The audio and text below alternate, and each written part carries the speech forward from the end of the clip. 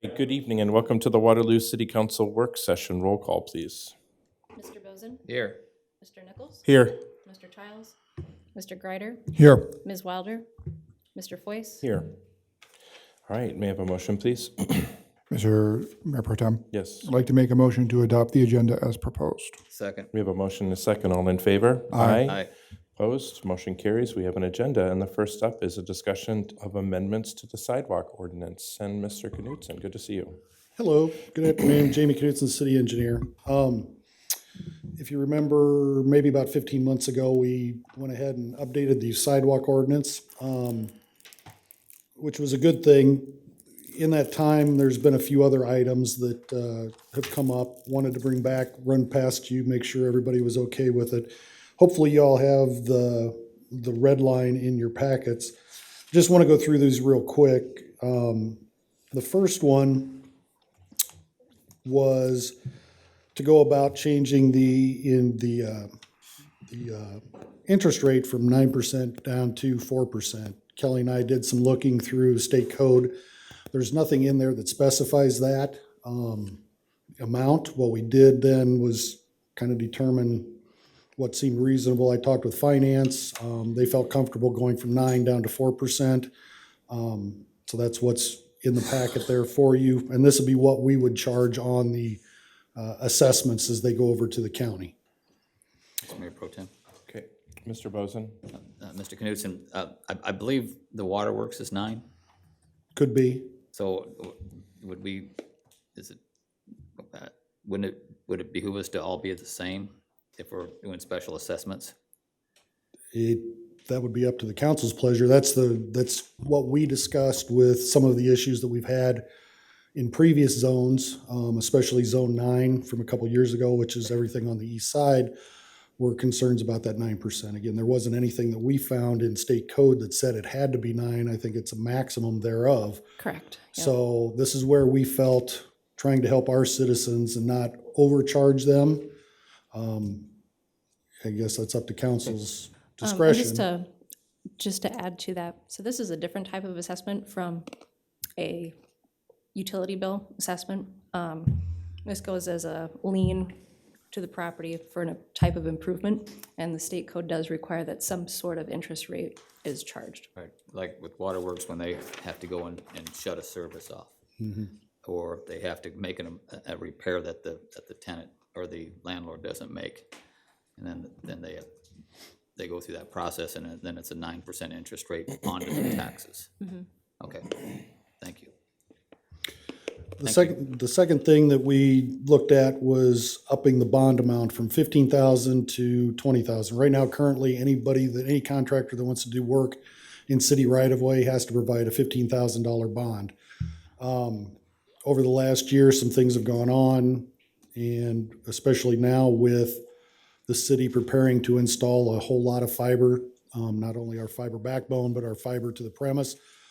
We wanted to make sure that if there was an accidental hit of our facilities, that insurance bond was enough to cover the cost for the repairs. So that's why we're looking to go from $15,000 to $20,000. I know that seems like a lot, but typically on all our construction contracts, the contractor that we publicly bid have to provide a bond in the full amount of the project. So some of those are several $1 million bonds. So this is just to cover the cost of anything of ours, any utilities or anything of the cities that gets hit, to make sure that we're not having to pay an extra cost to that. So, and then the last thing that we looked at was, if you recall, a few years ago or about 18 months ago, we changed from 10 zones to go to 12 zones, meaning we do, instead of once every 10 years, you'd have your sidewalk inspected, we're going to once every 12 years. So one of the other things that Kelly looked at was, and it makes a lot of sense, was going from a 10-year repayment plan based on the assessment to an 11-year, or a 9-year to an 11-year. Basically, we want to make sure that anybody that has a really large assessment, we're talking several thousands of dollars, has the opportunity to pay that off over a number of years. But we also want to make sure that they get it paid off before, theoretically, they would see another sidewalk assessment come through. So we're just moving that from 9 to 11 years. So those are the three changes in the sidewalk ordinance that we're proposing. And that's, I'm hopeful that council approves these, and then hopefully at the February 20th council meeting, we can get all three of these approved, all three readings approved at once. I want to make sure that we're coming up on spring construction. It's not that far away. Our current bonds are good until March 31st. So I want to make sure that we have time to let the contractors know, hey, this bond has changed. You need to make sure you're submitting the appropriate bond amount. So I guess any other questions, comments, concerns from anybody? Council, any further questions? So when will we see this to be voting on this? in council? You said the next 20th. meeting, the 20th? February 20th. 20th, yes, sir. Thank you. All right, Thanks, Jamie. thank you. All right, next up, we are going to have a discussion on ban of conversion therapy. Mr. Greider. Yes, so good afternoon, everyone. So to preface this before I have our guest speakers talk, we had passed a resolution in 2020, very early on in my term on council, expressing our dismay at this practice, which has no medical benefit, and asking the state to look and take some work on this issue. They have not. So I believe that it behooves us as leaders within the state to take part in the conversation about how we protect our LGBTQ youth and what we can do and what we should do to stand up for individuals that are often marginalized in our society, sometimes by the most powerful individuals. So I am going to turn it over to Mr. Damian Thompson with the Iowa Safe Schools to walk us through this ordinance, the work that he's done with other local governments, and why the time for this is now. Yes, thank you so much, Councilman, and thank you to everyone for making time for our organization today. We really appreciate it. Our organization was founded in 2002, and we represent over 10,000 LGBTQ students in all of Iowa's 99 counties, including the city of Waterloo itself. So we've been working diligently across the state over the past few years to ensure that local municipalities are ensuring the needs and that LGBTQ youth are protected overall from the barbaric practice known as conversion therapy. We had Lynn County pass a ban similar to this last summer, and previous to that, the city of Davenport did the same. So we've been very happy to work on these. To clarify for everyone there, our students in the Waterloo Cedar Falls area asked for this to be implemented, and we serve at the pleasure of them. So we like to ensure that their voices are heard. So thank you again. Evidence does not support the efficacy of conversion therapy. In fact, the American Medical Association has noted the significant psychological distress that victims undergo, including depression, anxiety, and lowered self-esteem. This sentiment is echoed by other major medical authorities around the nation. A 2022 study by the Trevor Project found that 6% of LGBTQ youth were subjected to conversion therapy, with over 10% being threatened with conversion therapy by family members or guardians. Those victimized or threatened with conversion therapy reported a significantly higher rate of suicide attempts. Conversion therapy is child abuse. It's voodoo science. The experts nationwide and those who testified, the experts nationwide have made this perfectly clear for the past few decades. We have had students who have been victimized by conversion therapy in Black Hawk County. Full stop. We need to ensure that they are protected from this barbaric and, frankly, ineffective practice. It just doesn't work. These ordinances protecting children from this practice are not new or groundbreaking. Over 100 municipalities, including the city of Davenport and Lynn County, have passed protections. We look forward to Waterloo joining this number as well. Thanks so much. Thank you, Mr. Thompson. So as Mr. Thompson talked about, hundreds of cities have done this. 21 states have done this, states as diverse as Massachusetts to Utah, so this is not a partisan issue. This is an issue about protecting young people. And Mr. Thompson is absolutely correct that members of the LGBTQ community have asked for this. One of the things that I've heard in this conversation is, well, is it happening here? And it's clear that it is happening. In addition, we don't know the specific numbers because these are not places that operate with big, bright neon signs. There's no big box store conversion therapy with a sign out front. These are institutions that operate practices that lead to children contemplating at a very high level suicide and suffering from depression and anxiety. And folks have asked, well, this doesn't seem like something that we should spend time on. And I guess the question that I have to ask is this, is what is the single largest mental health provider in Waterloo? It's our police department. And so when situations where folks are having a mental health issue, very often it is the police department that is dealing with these. When folks are in harm's way, we send emergency services to deal with them. So on a very fundamental level, this is a city issue because it impacts our operations. But more fundamentally, as leaders, we have a responsibility to do what is right for the young people in our community.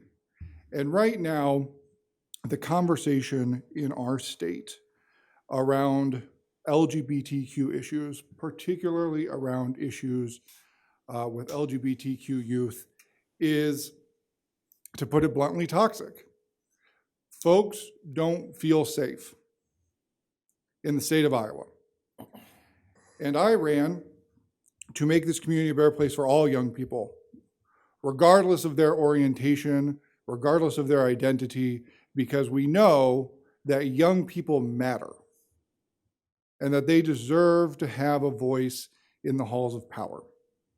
And so that is why I brought forward this ordinance. Now, I know that there are concerns about preemption, and I thank the city attorney and the others who worked on that issue, and I understand that there are questions that are raised, mostly regarding preemption.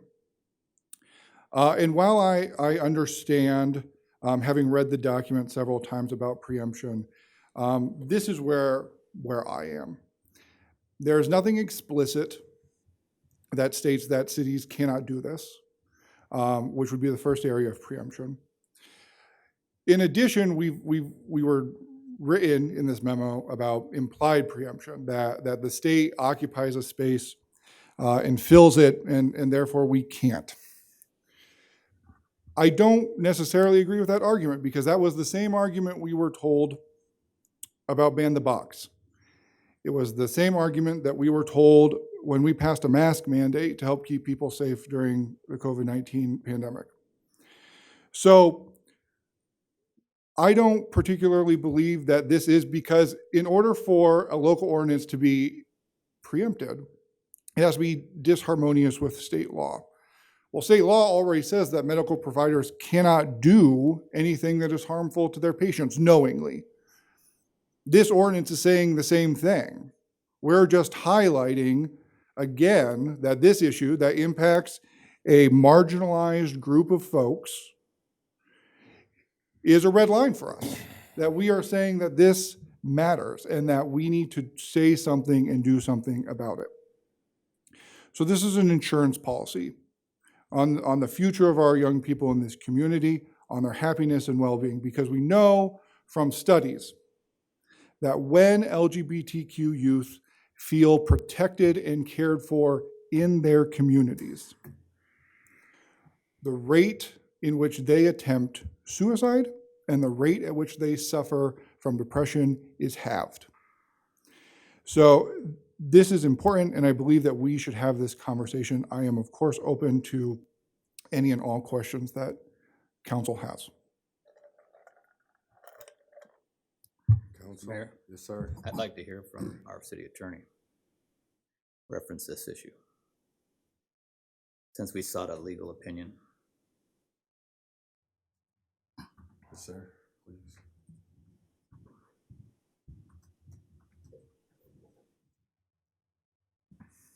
Martin Peterson, Legal Department.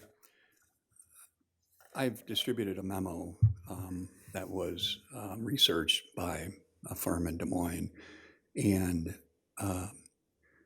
there have been no Eighth Circuit federal cases, which is the circuit that I was in. There have been no Supreme Court cases.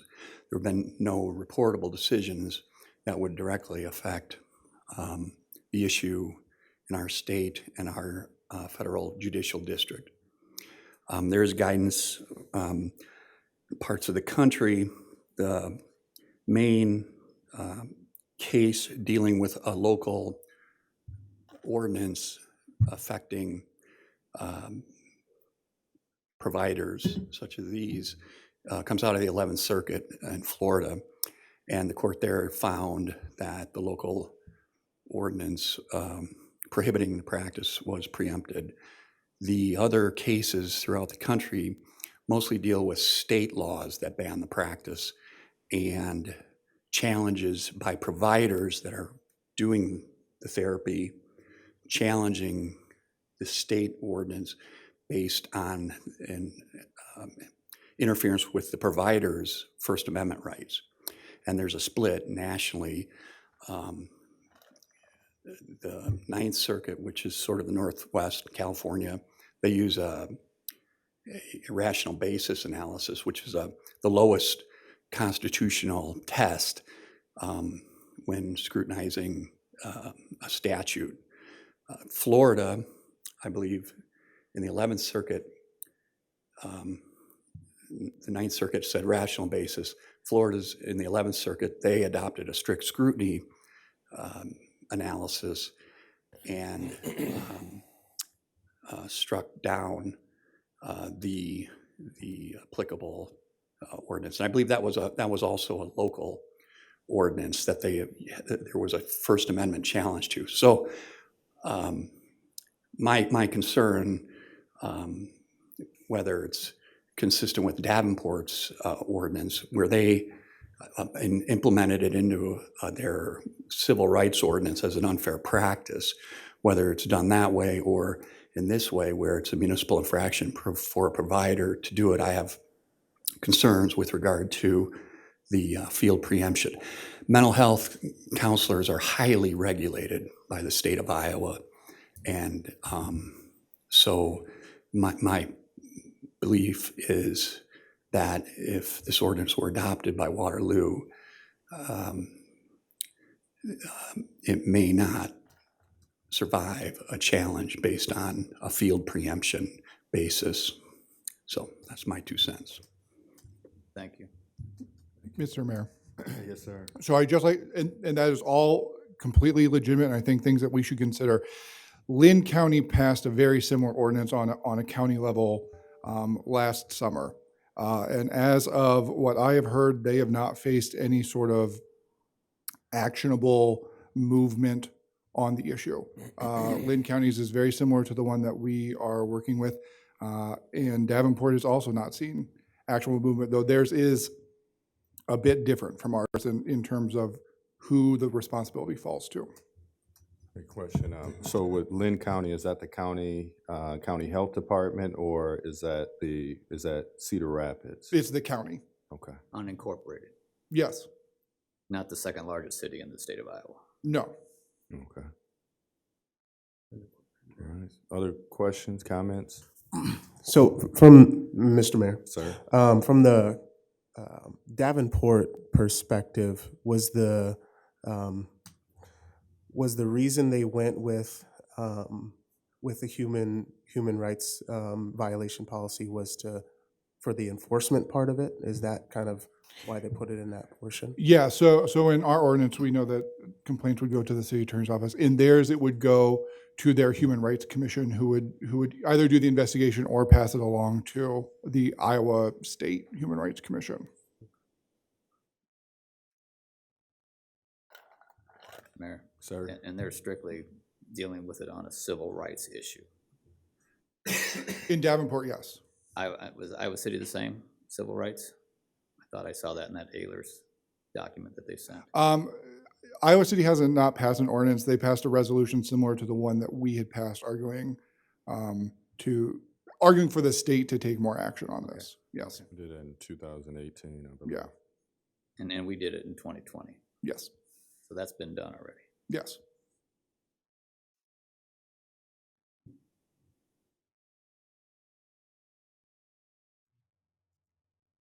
I can say that most of my emails have been, we shouldn't be doing this. This shouldn't be an issue of the Waterloo City Council, that it should be a state issue or another issue.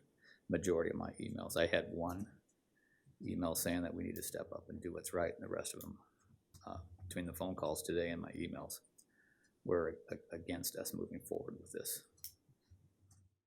I'd say mine were the opposite.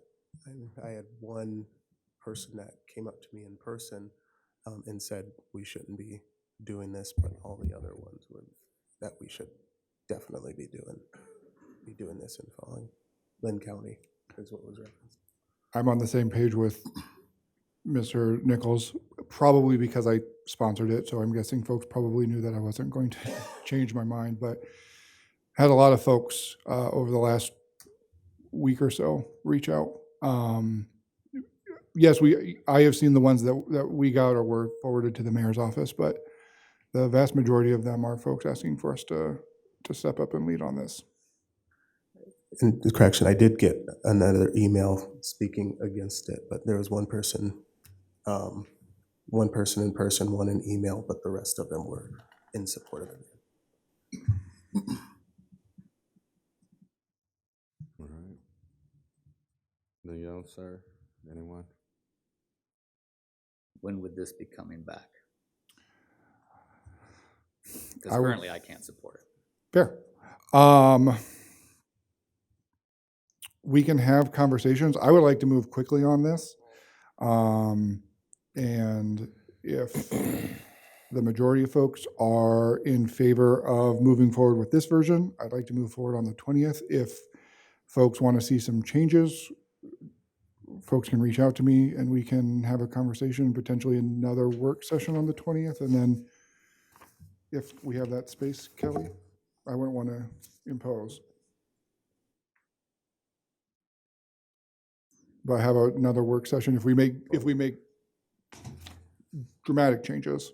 Whose version is this? Did you write this? I mean, it's 8 pages long. Is it another city's version? This is the version that I worked with the Trevor Project in Iowa Safe Schools to craft. Obviously, the parts that apply to our code and stuff like that, but this is the framework that Lynn County and us are using.